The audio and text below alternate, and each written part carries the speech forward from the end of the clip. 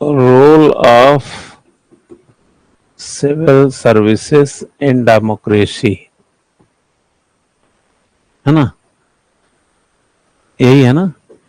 और कैसे डेमोक्रेसी में सिविल सर्विसेज का क्या रोल है? पहली बात यह है कि जो आईएएस या पीसीएस हैं वो एक सिविल सर्वेंट है।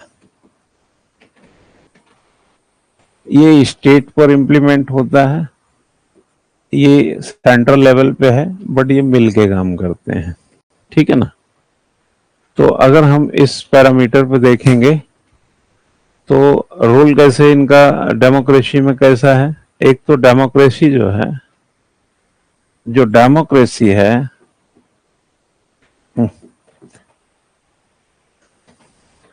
इसके भीतर जो है, नहीं समझे, इस डेमोक्रेसी के भीतर जो है इनका एग्जिस्टेंस है।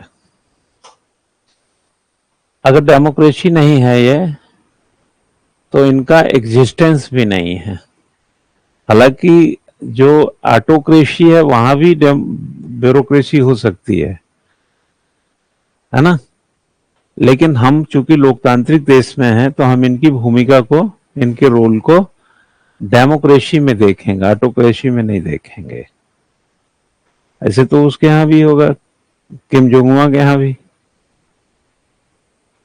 उत्तर कोरिया में भी कोई तो योजनाओं को लागू कराता होगा ना,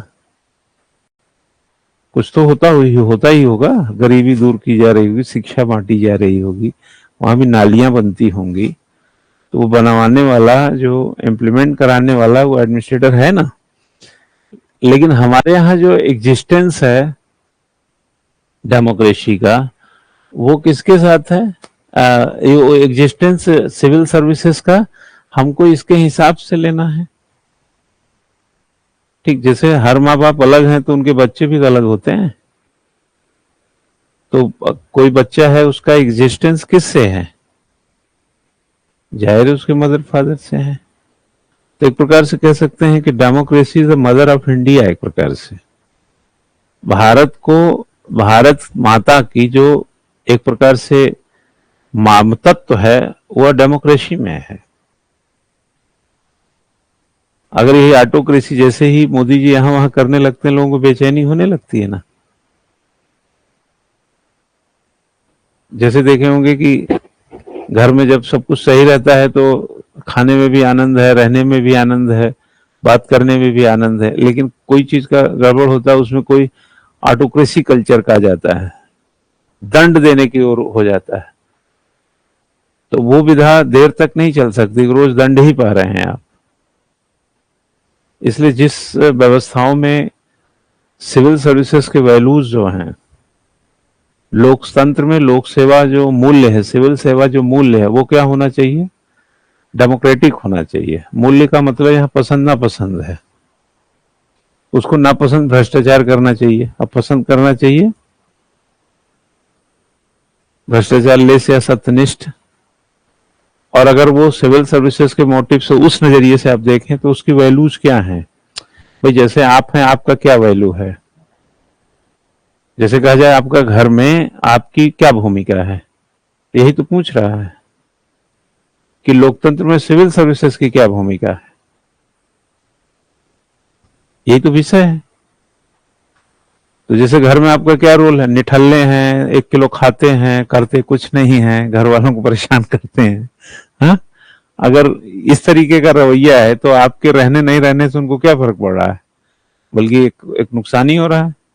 तो अगर हमारी डेमोक्रेसी में जो सिविल सर्विसेज है, अगर उसका जो रोल है वो डेमोक्रेटिक नहीं है, तो जो सरकार की योजनाएं हैं वो जनता तक नहीं पहुंचेंगी। सरकार का जो प्लान है, अगर वो हाँ, गुड मॉर्निंग, जनता तक नहीं पहुंचेगा, ठीक है, तो आप सरकार किसकी है?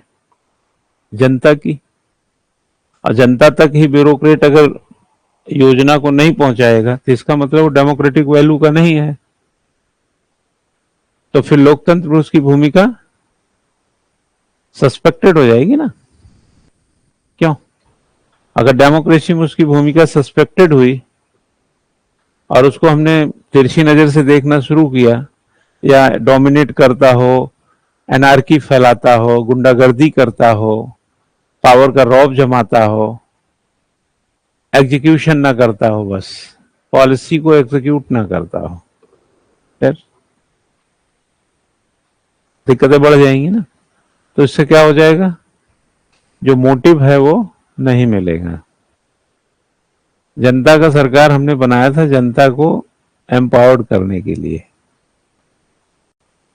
और लेकिन अगर सिविल सर्विसेज अपने रोल में खड़े नहीं उतरेंगे, डेमोक्रेटिक नहीं होंगे, तो पब्लिक एम्पावर्ड नहीं होगी, तो जो पब्लिक की गवर्नमेंट बनी है, जनता की जो सरकार, मतलब पढ़े नहीं है, by the people, of the people, ये पीपल वो पीपल, तो फिर ऐसे ही रह जाएगा वो, उसका कोई मीनिंग नहीं रहेगा।